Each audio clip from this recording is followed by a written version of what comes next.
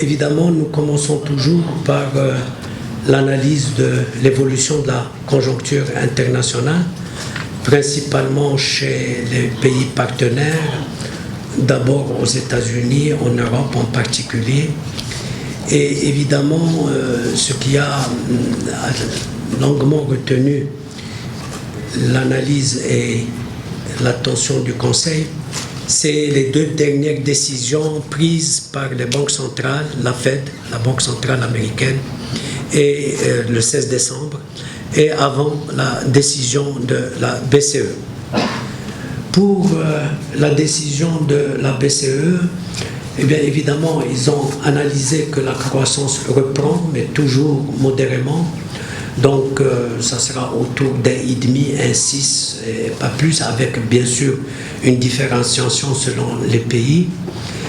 Et avec un chômage qui diminue, mais qui diminue légèrement, et il reste au-delà de 10,7%.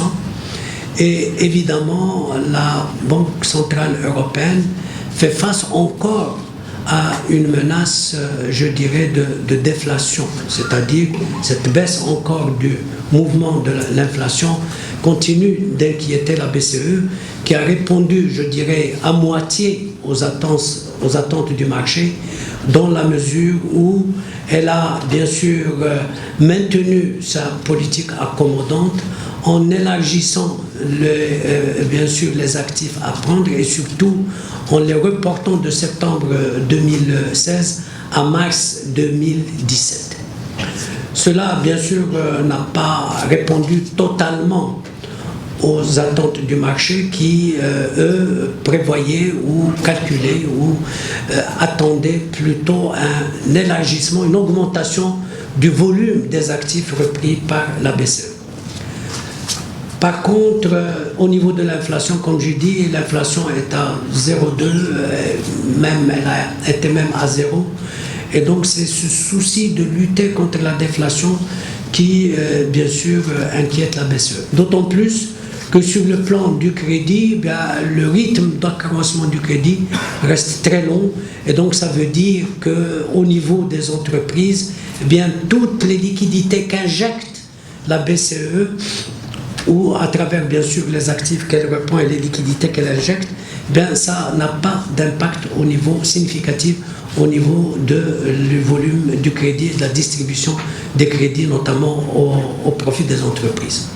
La Fed, au contraire, dans son analyse, a estimé que la croissance est robuste au niveau des États-Unis, malgré une certaine décélération, d'ailleurs qui a été reprise au niveau des prévisions des dernières prévisions d'octobre du Fonds monétaire international. Elle a également indiqué que le niveau du chômage était un niveau qui est presque structurel, il est à 5%, et elle a bien sûr un niveau d'inflation qui est faible, à 0,5%, mais il estime que ce niveau va devoir augmenter entre 2016 et 2017, qu'il va aller dans le sens de la limite des 2% qu'il se fixe comme étant le niveau, je dirais, acceptable de stabilité des prix.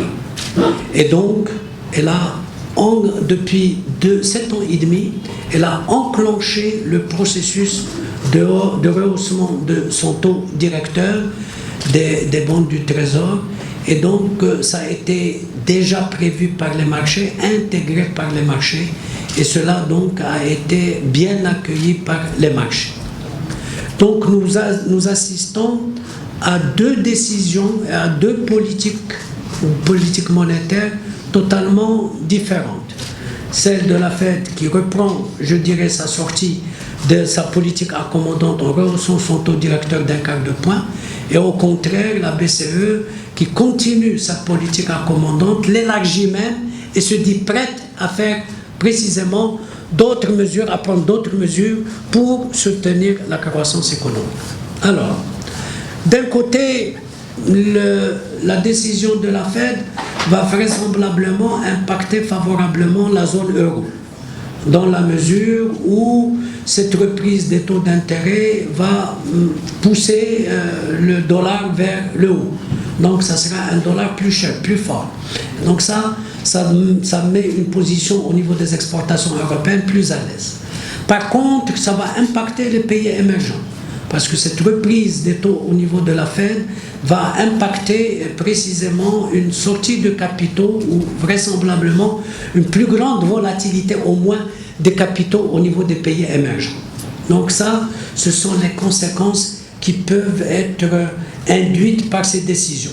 En ce qui nous concerne plus directement, bien évidemment, un rehaussement des taux au niveau américain va impacter éventuellement un renchérissement éventuellement d'une sortie sur les marchés internationaux du Maroc, si jamais on décide une sortie internationale du Maroc.